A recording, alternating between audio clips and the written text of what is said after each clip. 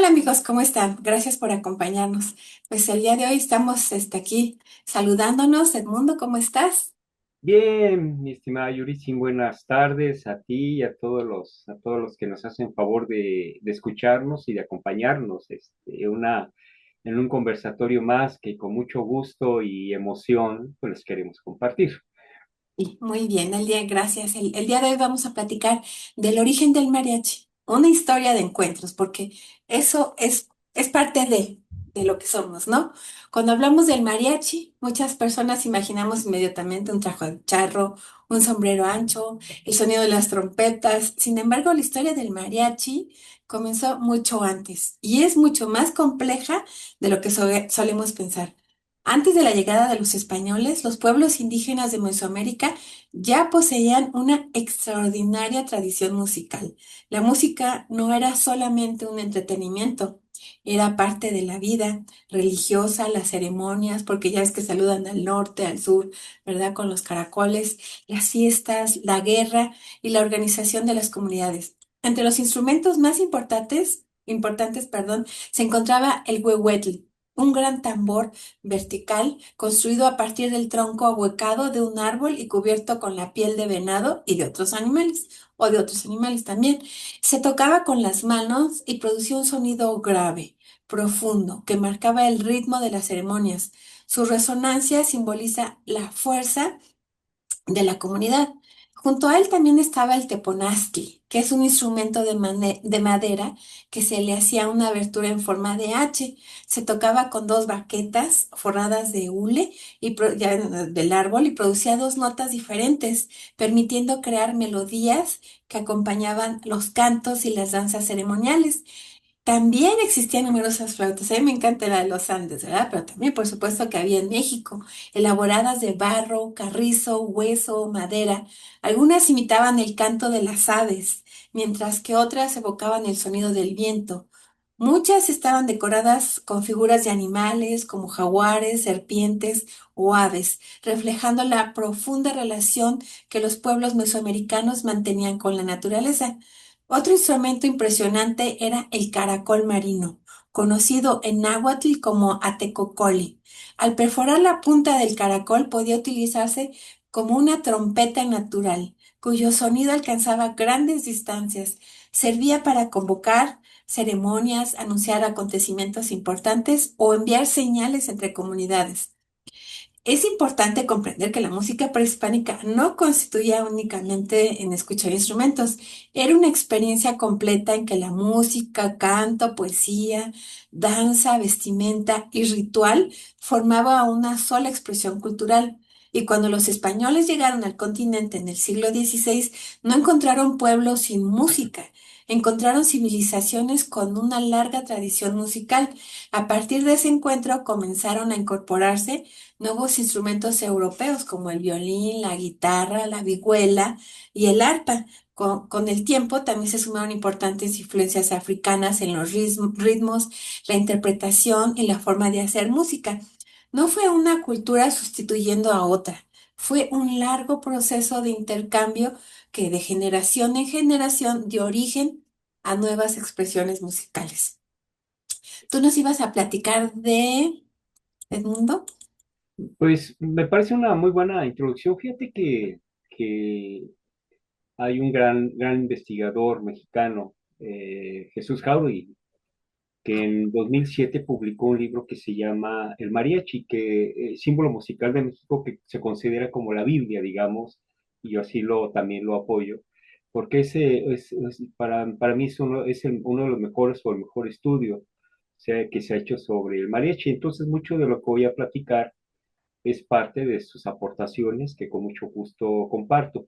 Él inicia hablando, por ejemplo, de que existe una idea de que el término mariachi viene de la creencia que es de la palabra francesa matrimonio, mariage, no sé si esté bien dicho francés, que posiblemente o supuestamente fue introducida durante la intervención francesa en México de la década de 1860.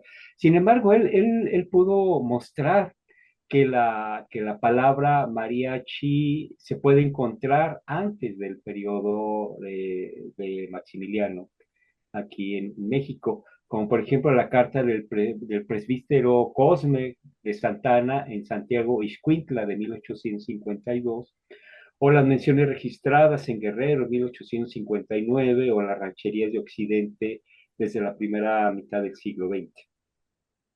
Eh, También no cuestiona, sino también pone sobre la mesa la idea de que el son es fundamentalmente jalisciense o aportación jalisciense, pero argumenta que el mariachi no necesariamente nació exclusivamente en la zona de Cocula, sino que ni es el único punto de Jalisco, sino que forma parte de una macro tradición regional de, digamos, de zonas compartidos, como por ejemplo del noroccidente de México, con Jalisco, Nayarit, Michoacán, Colima, Zacatecas, Sinaloa y Guerrero. Y a partir de eso distingue algo enfatiza de una manera muy interesante que hay dos tipos de macro tradición del mariachi. Tenemos el mariachi tradicional, que es el rural, que solamente incluye cuerdas y percusiones, a diferencia de lo que señala como el mariachi moderno, que incluye las trompetas. Las trompetas es una aportación del cine mexicano al mariachi, eso lo platicaremos un poquito más adelante. También en el mariachi tradicional, pues se presenta la indumentaria como campesina, como tal, a diferencia del mariachi moderno, que se introduce el traje de charro, que era lo que comentabas ahorita, ¿no? Con sus características actuales, como nosotros lo identificamos, el sombrero, la lentejuela y todo lo demás que viste, y es un traje precioso, digamos, del charro mexicano. Y en el lado del mariachi tradicional, bueno, pues está fundamentalmente es un uso ceremonial y comunitario, a diferencia del mariachi moderno, que es espectacular, es de medios masivos y de difusión internacional. ¿Cómo ves? Sí, fíjate, Ahí es muy anda tu interesante. bicho. ¿Ve? Ahí anda tu bicho. Sí. Ah, no, ajá, Este, bueno, eso es cierto. Es muy interesante esto de los sones. Y durante los siglos XVII y XVIII comenzaron a aparecer distintas regiones de la Nueva España, como dices, diversos estilos conocidos como los sones, ¿verdad? Y esta palabra de son proviene del latín sonus, que significa sonido. En España ya se utilizaba para describir ciertos estilos musicales populares, pero al llegar a América, esos modelos europeos se mezclaron con las tradiciones indígenas y africanas, creando nuevas formas musicales propias de este continente. Cada región desarrolló su propio son, ¿no? Como en Veracruz nació el son jarocho, con una fuerte influencia africana y el uso de la jarana, el requinto y el arpa jarocha. Una de sus piezas más conocidas, ¿verdad?, es la bamba. En la sí, región huasteca, como decía, son el son huasteco, caracterizado por el virtuosísimo violín, el falsete y la improvisación. En Tierra Caliente, como decías, entre Michoacán, Guerrero y el Estado de México, apareció el son calentano, que es con un estilo propio, un importante desarrollo del violín y la guitarra. En el occidente se desarrolló el son jalisciense, como decías, considerado el antecedente más directo del mariachi, ¿verdad? Pero bueno, hay más. Utilizaba violines, guitarras, vihuela, guitarrón y en algunos lugares arpa. Muchas piezas que hoy asociamos al mariachi comenzaron siendo sones tradicionales interpretados en fiestas populares. Todos estos sones compartían un mismo origen, ¿no? Que es el encuentro entre las tradiciones musicales indígenas, los instrumentos europeos y los ritmos africanos. Entonces el mariachi sería uno de los grandes herederos de esa mezcla cultural. Y como dices tú, ¿dónde nació? Pues como dicen pues muchos. nació en la parte nororiente es una experiencia compartida de Jalisco, Michoacán, Zacatecas, Sí, es una experiencia compartida. sí, pero Claro, es como dice la canción, caracterizada y centralizada en Jalisco, ¿no? sí, como dicen, de Cocula es el mariachi, ¿verdad? De Sí, Tecalitlán los sones, ¿verdad? sí, sí, Son sí. Y- Jalisco, que nació ajá, en 1800, perdón, 97 nació el Mariachi Vargas de Tecalitlán. Es una agrupación que imagínate, desde esos años, que profesionalizó el género y contribuyó decisivamente a difundirlo por todo México y posteriormente por todo el mundo. Pero reducir el origen del mariachi a un solo pueblo probablemente no refleje, como dices tú, la realidad histórica. Durante siglos existió una intensa comunicación entre los pueblos del occidente. Los músicos viajaban constantemente para fiestas religiosas, ferias, bodas, celebraciones populares, entonces aprendían canciones unos de otros, intercambiaban estilos e incorporaban nuevas formas de interpretar la música.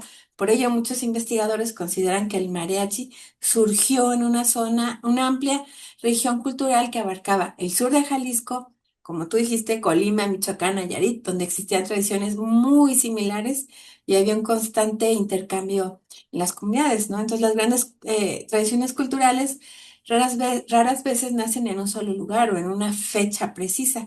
Se forma lentamente a lo largo de generaciones, ¿no?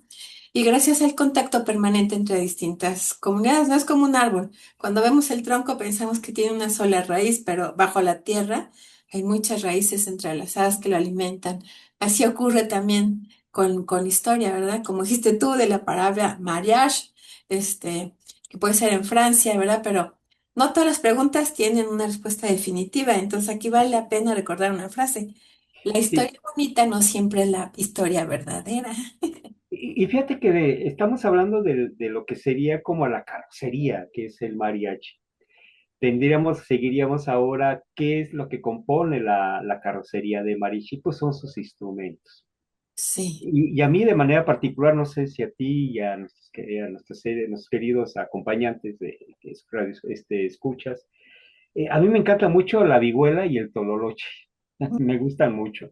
Por ejemplo, la vihuela es un instrumento de cuerdas pulsada que tiene dos raíces principales, la vihuela renacentista de España del siglo XV y su adaptación como vihuela mexicana cuando se trae como los pueblos originarios de Michoacán y todo, adaptan esa vihuela renacentista y la hacen muy, muy particular, muy mexicana y le da un sonido muy, muy especial. Y el tololoche es como el equivalente al bajo, ¿no? Esa zona que va marcando digamos, en esa visión del mariachi tradicional y moderna.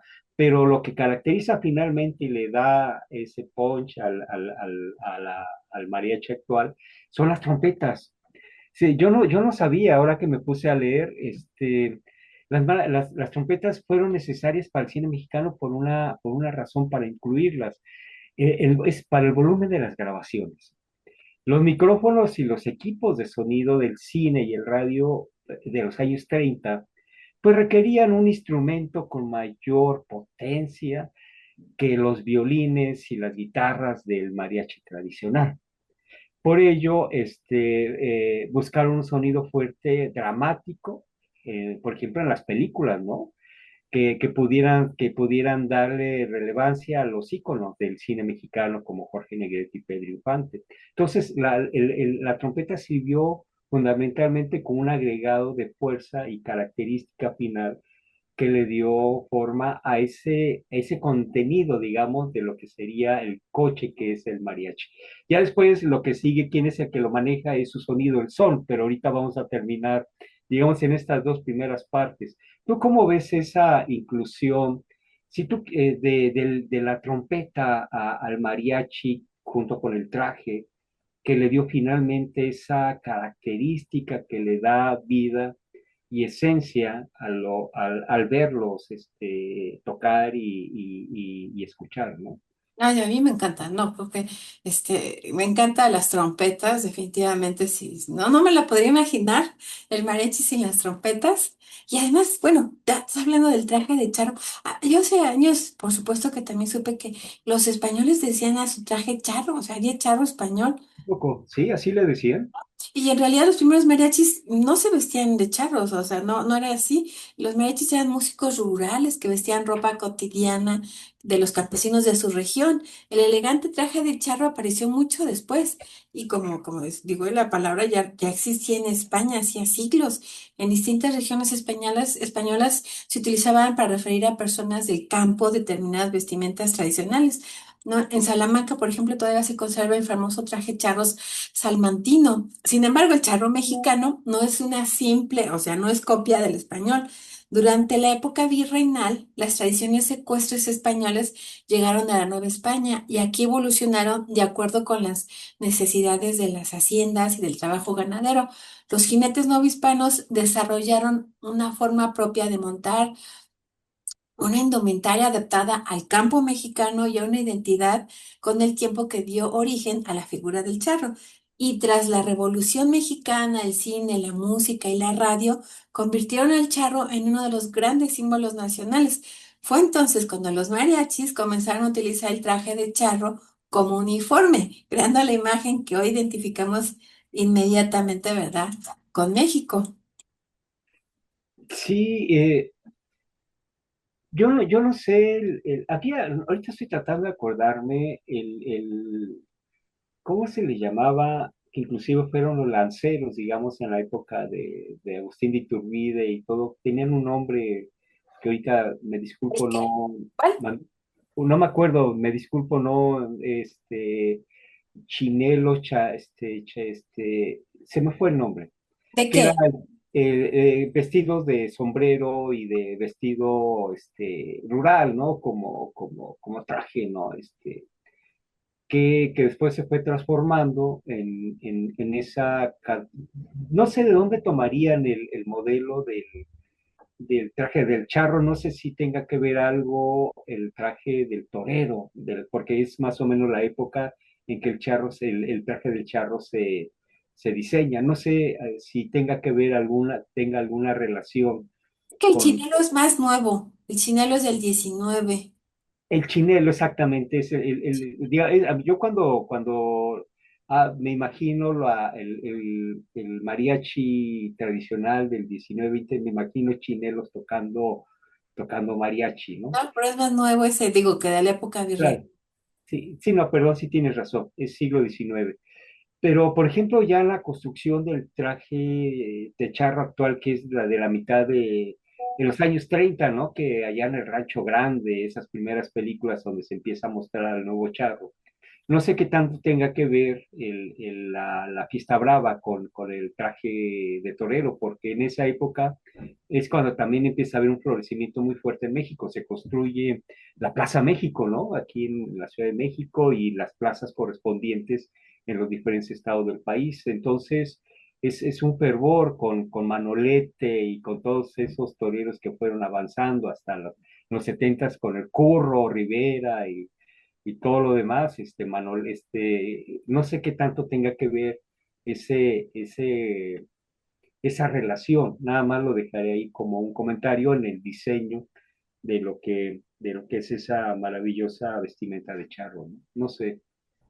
Pues tiene que ver, bueno, dice que en España existían los jinetes y los caballeros, trabajaban, entonces no, tendríamos que investigarlo, ¿verdad?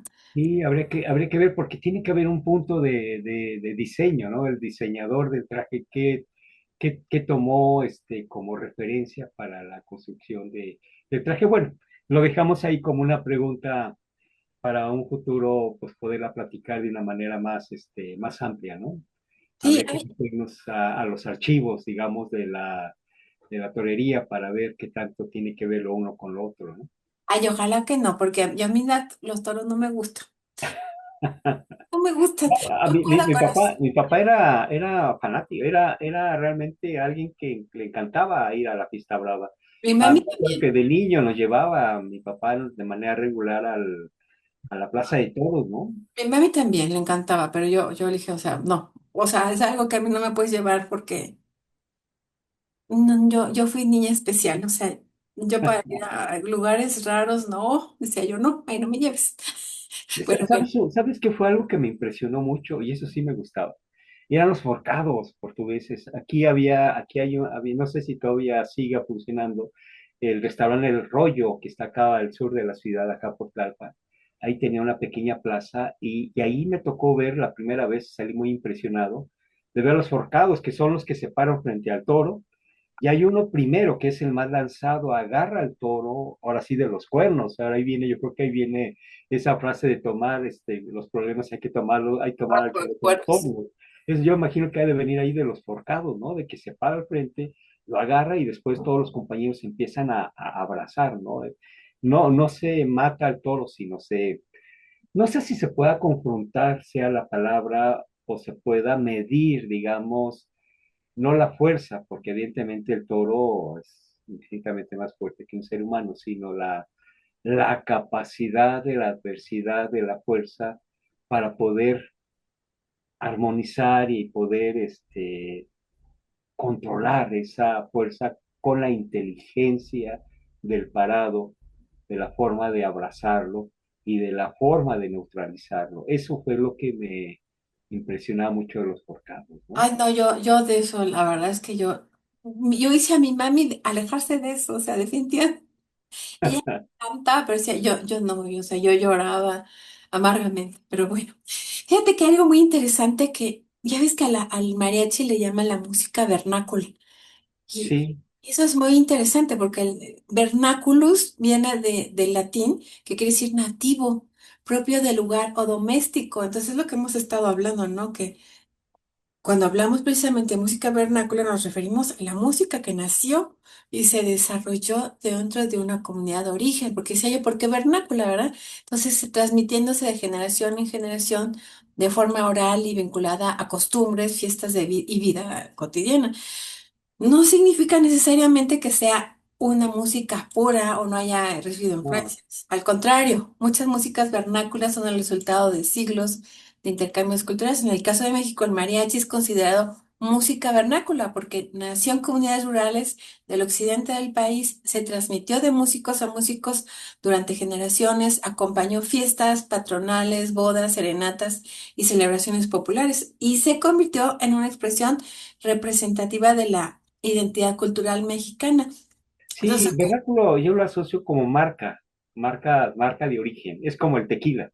El tequila es exacto. vernácula en ese sentido. Tiene una marca de origen y ya después lo ha patentado como tal. Es algo característico, único de desarrollo propio de un lugar o de una región. Exacto, y aunque el mariachi es considerado música vernácula mexicana, no significa que surgiera aislado del mundo, como No, no, no, no, es una marca de origen. nació del encuentro de tradiciones indígenas, instrumentos europeos Sí, y aportaciones africanas. Es vernáculo porque se hizo propio de México, no, sí. no porque tenga un origen ¿Y cuál único. es la marca de origen? Por ejemplo, en el mariachi tradicional, pues lo que comentábamos, se incluyen los violines, la vihuela, la guitarra de golpe, el guitarrón o el tololoche, que es uno de los que me gustan, y en algunas regiones inclusive el arpa, que es en la parte de la Huasteca y toda esa parte. Sí, Y del caso del mariachi moderno, pues es la incorporación de dos trompetas en una mariachi, digamos, en general. a La mí guitarra la guitarra de seis cuerdas, muchos de ellos tienen esa guitarra de seis cuerdas, que también le da un sonido muy, muy particular. Y el timbre que tienen, que es un sonido brillante, pulido, con un toque muy definido por parte de las trompetas, en este caso de fuerza, y los violines como una forma melódicas unísonos de lo que podemos decir a dos voces, ¿no? También la temática, ¿no? Una marca es, las letras giran en torno al cotejo amoroso, a la exaltación de la belleza femenina, evidentemente, la vida del campo y el orgullo nacional, ¿no? O sea, sus estrofas están muy bien definidas, con cuartetas, con quintanillas, octasílabas y con respuestas corales, digamos, estandarizadas, ¿no? ¿Te acuerdas esa, la de Pedro Malo y de Jorge Negrete sí, y Jorge Pedro Bueno y Infante? Pedro Malo. Exactamente, ese tipo de juegos, ¿no? De respuestas. Y por ejemplo, bueno, pues evidentemente hablaremos un poco más, pero por lo que caracteriza esa marca de origen, pues es cuando tú escuchas la son de la negra, el carretero, los abajeños, tú sabes que no volteas en otra parte del mundo, sino hacia Jalisco y los Altos, ¿no? Eso es lo que sería este vernáculo. Sí, muy interesante. Fíjate, a mí me gusta mucho la viquina. O sea, es de mis favoritas. Me encanta a mí Lola Beltrán. Me encanta su música, sus canciones, cómo cantaba. Y en la Bikina utiliza mucha arpa. O sea, a mí me gusta mucho el arpa, ¿no? Pero incluido en el mariachi, no sé, me da una alegría escucharla bien rara, pero eso que no todas las canciones de mariachi usan arpa, ¿verdad? No, no, no, es pues depende de qué tipo Francia. de influencia, sí. Exacto. No es común en un mariachi jalisciense el arpa. No, no quiero decir que no sea presente, pero no me acuerdo haberlo, Como los arreglos, ¿verdad? Digo que esa de sí, la bikini la puedes oír con, creo que, ¿cómo se llama? Miguel Aceves Mejía, con otros, no recuerdo. ándale, sí, Muy diferente, pero me encanta la bikina con Lola Beltrán, ¿sabes? Porque sí, tiene esa arpa y tiene sus falsetes, ¿verdad? Que el falsete, uno podría decir, ¿qué es el falsete? Yo pensaba que el falsete era como que no sé, que yo no ajá. canto. Casi te sale. No, pero el falsete es como falsificar una voz, o sea, por eso es falsete, ¿no? Estás falsificando una voz como que vas a hacerle así o así, ¿verdad? No, depende de cómo le vayas a hacer. Digo, te digo eso porque ya ves que Héctor canta y estudia canto y luego estoy aprendiendo de él, ¿verdad? Porque le gusta cantar Sí, sí. mariachi. Y fíjate que ahorita que hablo del falsete, también puse a reflexionar y buscar si había alguna aportación sefardí en la cuestión del mariachi. Claro que directamente no la hay, No, en el sentido de que no existe una forma musical llamada sefardí dentro de la estructura estricta del son mariachi. Sin embargo, sí hay algunas aportaciones indirectas que tiene la cultura sefardí en esta composición y construcción del mariachi. ¿Cuáles podrían ser? Por ejemplo, la mayor aportación podría ser que se encuentre en la tradición transmisión oral de la lírica tradicional española. Por ejemplo, la preservación del romance. Los judío-conversos que emigraron aquí a Nueva España, incluyendo el norte de México, trajeron el romancero castellano del siglo XV. Es decir, los sefardíes fueron catalizadores esenciales para conservar intactos los romances antiguos en la memoria colectiva. Y esa se fue evolucionando hacia el son y hacia el corrido. Por ejemplo, en los mismos romances, con estrofas, octasílabas, cuartetas y métricas y rima asonante, sirvieron mucho como molde literario para las coplas del son jalisciense, el jarocho y el abajeño, y más adelante para las estructuras del corrido mexicano.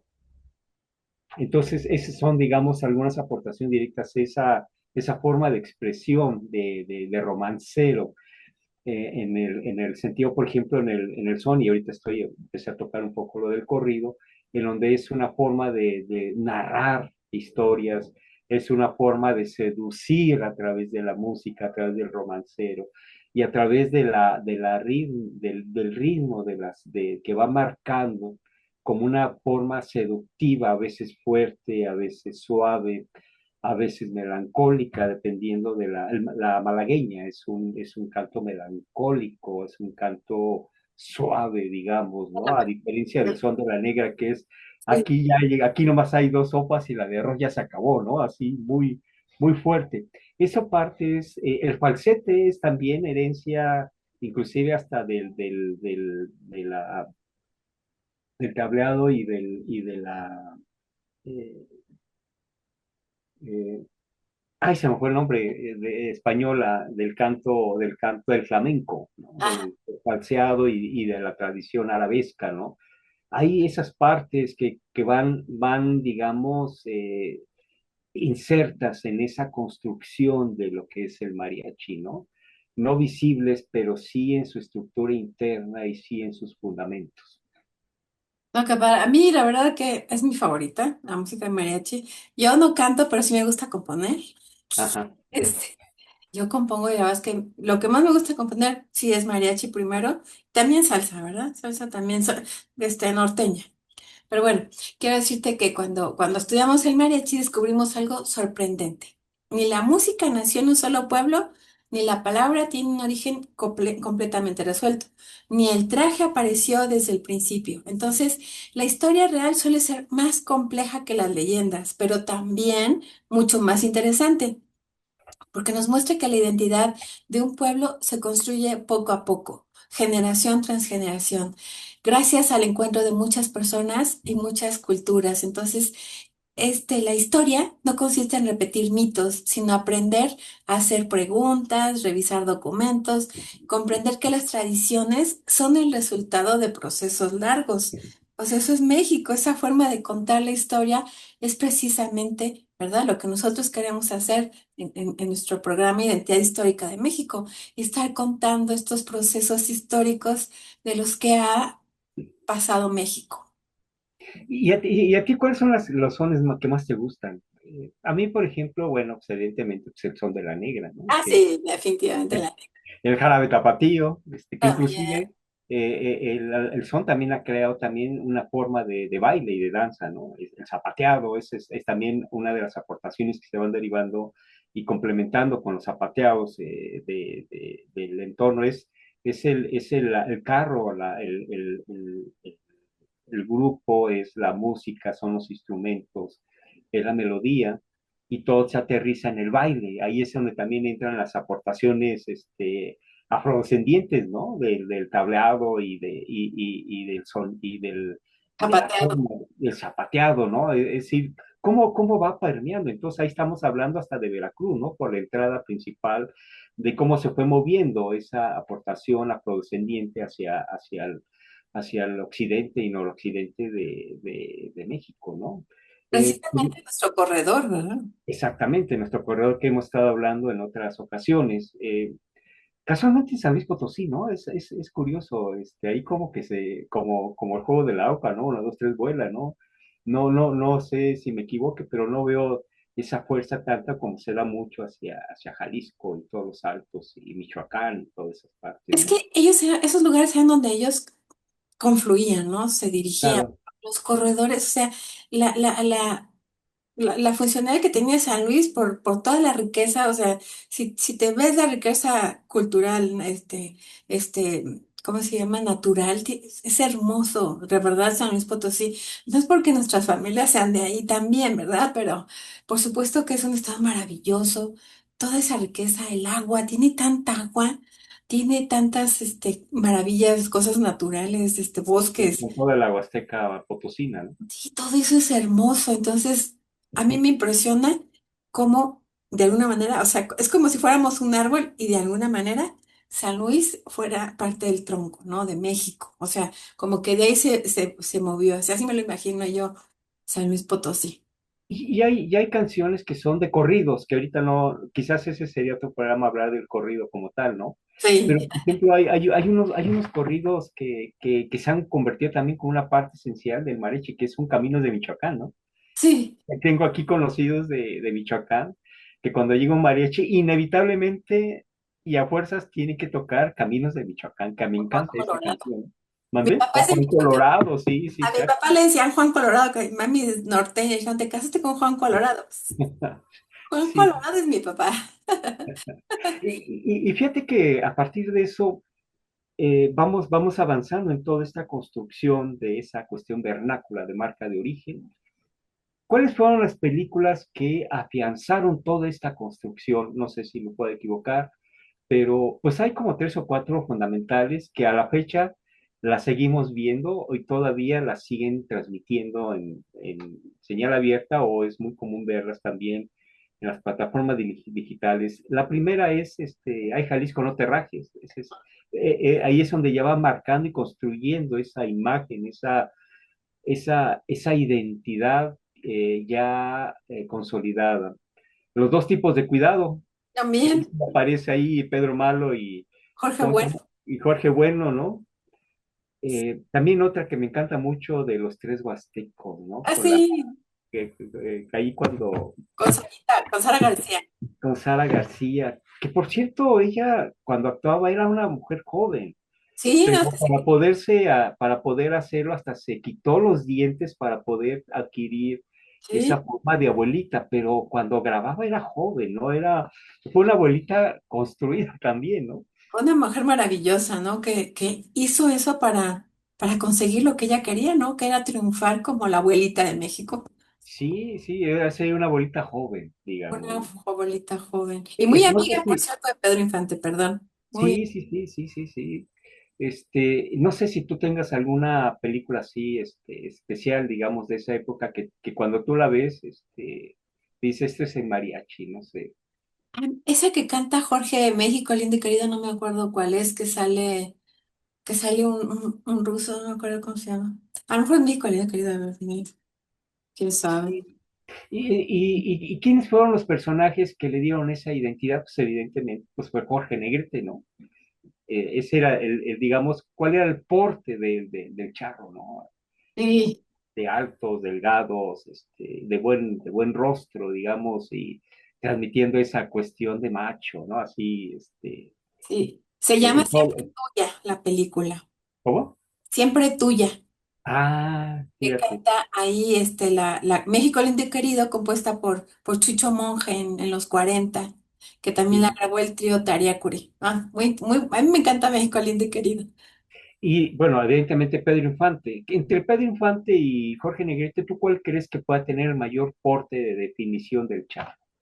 Ay, bueno, yo creo que definitivamente, o sea, a mí Pedro Infante me cae muy bien, se me hace muy simpático, una voz muy agradable, pero nada como el Charro Cantor. O sea, yo desde chiquita era fan de De Jorge Jorge Negrete. Negrete, sí, yo decía yo, qué señor, o sea, fue muy difícil para mí entender que estaba muerto, ¿no? Niña, sí, Sí. fue muy, pero es maravillosa Y, su porte, y, su voz. y también esas variaciones que va teniendo el son a lo largo del tiempo, ¿no? Va mezclando, digamos, las corrientes del corrido. Y hay otro personaje que también lamentablemente murió muy joven, pero también empieza a incluir la parte de Jorge, Javier Solís con el bolero, ¿no? Él mete, digamos, también una corriente que se va consolidando y también después va construyéndose canciones de mariachi con esa corriente Y el que bolero, representó mucho Javier Solís. Bueno, evidentemente lo que tú hablabas, ¿no? La Beltrán, ¿no? no la ves, a mí me encanta su música. A mí de manera, una de las canciones que más me encantan de ella es la de Janitzio, ¿no? Redes. Cucurrucucú Paloma Ah, también. bueno, eso sí también son de sus características. Lucha Reyes también era una persona característica y bueno, digamos ya más para acá, de los 70, 80, pues Vicente Fernández, ¿no? Que también marcó, le dio otra fisonomía, digamos, al mariachi de esas épocas, ¿no? Mucho Con su mariachi. hijo, sí, con su hijo, también, Dice, ¿no? Alejandro. Alejandro, ¿no? Pero a mí me gusta, o sea, eso es como ¿cómo se llama el charro del Rancho Grande? Que también es Tito de Guizar. Tito Guízar, o sea, también ese, Esa película también, Tito Guizar, también fue antes, digamos, de Ay Jalisco Terráqueo, ¿no? Y de Jorge sí, Negrete. Él empieza a marcar esos primeros experimentos, pero ya, digamos, el boom fue con esa generación, ¿no? Estamos hablando de hombres, pero también de mujeres, ¿no? sí, Que conjuntaron una generación brillante en la construcción de esta identidad nacional, ¿no? Y bueno, finalmente la variación que también una maravilla que hizo, pues Juan Gabriel, ¿no? Con todas las modificaciones que hizo para el mariachi que le dio un impulso muy fuerte, digamos, ahí con Rocío Dúrcal y le dieron un sabor muy distinto, digamos, y claro, ya llegamos finalmente, cosa que a mí me causa mucha gracia y a veces no mucho pudor esa del mariachi loco, ¿no? Donde se pueden ver a los mariachis ahí muy raros, ¿no? pero Digamos, sí, pero son parte, digamos, de la evolución que va teniendo la hizo, música, ¿no? es parte de la muchosidad del mexicano, porque eso somos, o sea, mucha gente se molestaba que esta, ¿cómo se llamaba? Linda Ronstadt cantaba también Ajá. A mariachi. Linda Rostan, sí, que era México-americana, ¿no? Ajá, o sea, o que Rocío Dúrcal, pero la verdad, como decía la buena, ¿cómo se llama la? Ay, también anda uno todo malo de la memoria, ¿verdad? Esta mujer que Sí. decía, los mexicanos nacemos donde nos dan la gana. Ah, esta, ¿Les parece? ahora te digo, el alemán está bueno. Pero, pero es cierto, México tiene influencias de todos lados, así que pues España también que la canten, toda la música, y eso es muy interesante, ¿verdad? Entonces, a veces las tradiciones aparecen de un día para otro, pero no es así, ¿verdad? El traje de No. charro, el que llegó también, de influencia también ecuestre, entonces México evoluciona siempre, ¿no? Hasta encontrar algo propio. Lo mismo como ocurrió en el mariachi, que recibió distintas influencias y culturas y terminó siendo una expresión auténticamente mexicana, ¿no? Esa es la fuerza de nuestra historia, transformar lo recibido en algo nuevo y propio de cualquier lugar, que los mexicanos estamos por todos lados. ¿Y qué es lo que sigue ahora, digamos, en esta revolución que llamaríamos como una nueva revolución? No es industrial, ¿no? Es una nueva revolución de la mente y de la capacidad humana con todo lo que tenemos de la IA y todo lo que se ha ido desarrollando de las redes sociales y de todo lo que es el Internet que vino a revolucionar, digamos, nos está revolucionando, nosotros no sabemos hasta dónde vamos a llegar, ¿no? A mí me impresiona mucho la robótica, la construcción de personas que ya interactúan, la capacidad de todos los, de toda la innovación tecnológica. ¿Qué va a pasar, digamos, con el mariachi? Un lugar en la Ciudad de México que fue así un punto central también en esta dinámica fue Garibaldi. Me imagino que Garibaldi era un espacio prácticamente en el centro de la ciudad que se fue constituyendo como el centro físico de la ciudad del mariachi. Hoy pasa uno por Garibaldi y ya ni siquiera es esa fuerza turística de que llegaban camiones y todo lo demás. A lo mejor cuando he ido no coincido con esas rutas que debe haber en la actualidad en la ciudad, pero se ve cada vez más mermada, digamos, en esta dinámica en donde no necesitas a lo mejor un mariachi físico con un teléfono y una pequeña máquina de reproducción de sonido, puedes tener en una fiesta un sonido muy fuerte de música, ir, por ejemplo, hasta físicamente de Bellas Artes por el eje central a Garibaldi, es una zona difícil de caminar por el descuido que tiene, ¿no? Las personas de la calle, el abandono, digamos, de muchos edificios. Ahí era un paso tradicional de ese lugar, pues Pues, parar inclusive en el Blanquita, ¿no? En el Teatro Blanquita, que fue durante tantos años un punto importante de la variedad mexicana, ahora lamentablemente cerrada y abandonada. Entonces hay un rompimiento urbano, hay un rompimiento de movilidad, hay un rompimiento generacional en donde ya no se dice vamos a Garibaldi, ya cada vez se oye menos, ¿no? Era muy común cuando venía algún paseante o algún familiar que venía a la ciudad. ¿Qué vamos a hacer? Bueno, entre las cosas, vamos a Garibaldi. Eso ya va siendo cada vez menor, digamos, ya no está en el panorama oye, familiar. Yo no sé si eso se deba también a que toda esa generación de mariachi y de cine mexicano ya pasó, digamos, ya no es ese efecto de lo que tuvo todavía en los setentas, ochentas, ¿no? Esa dinámica.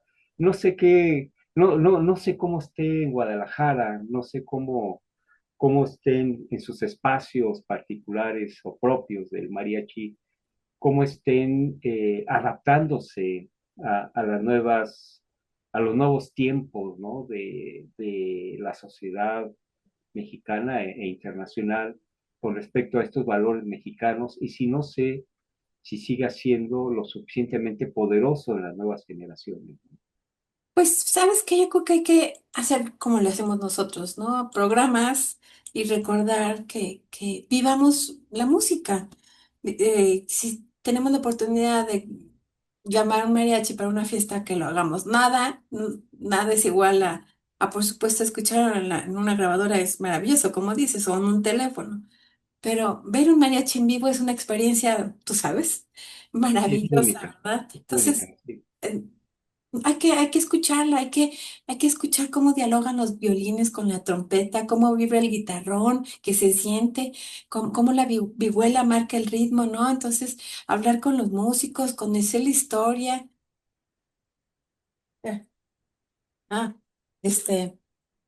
Entonces, las tradiciones solo permanecerán vivas cuando las vivamos, ¿verdad? Un mariachi no es únicamente un grupo que interpreta canciones, sino un patrimonio cultural que ha pasado de generación en generación y forma parte de nuestra memoria colectiva. No permitamos que nuestras tradiciones existan solo en libros o en videos de internet o, ¿verdad? En una grabación, sigamos yendo a nuestras plazas, a Garibaldi, porque yo te voy a decir que hay Garibaldis en muchos estados, ¿no? También en Morelia no se llama Garibaldi, pero hay una zona también del centro donde están los mariachis, ¿no? Entonces, sigamos yendo a esos lugares, llamemos a nuestras fiestas a los mariachis y nuestros corazones, ¿verdad? Con la música que ha acompañado a México durante generaciones, porque cuando escuchamos un mariachi en vivo, no solo disfrutamos de una gran interpretación de todos estos sentimientos, ¿no? También tenemos viva una parte de nuestra historia y de nuestra identidad. No hay que abandonarla, Sí, definitivamente. sí. Pues no sé, ¿cómo ves, mi estimada Yuritsi? Esa es nuestras pequeñas reflexiones, Pues muchas gracias, Edmundo. Creo que hicimos sobre, una bonita reflexión de una parte muy importante de México que merece ser recordada y seguir manteniendo la tradición, ¿verdad? Así que muchas gracias, Edmundo, por acompañarnos, o por hacer este programa posible. Y gracias a todos ustedes por estar aquí con nosotros y no se olvide de ir a escuchar mariachi en vivo. eso sí. Nos vemos, hasta luego. Bye.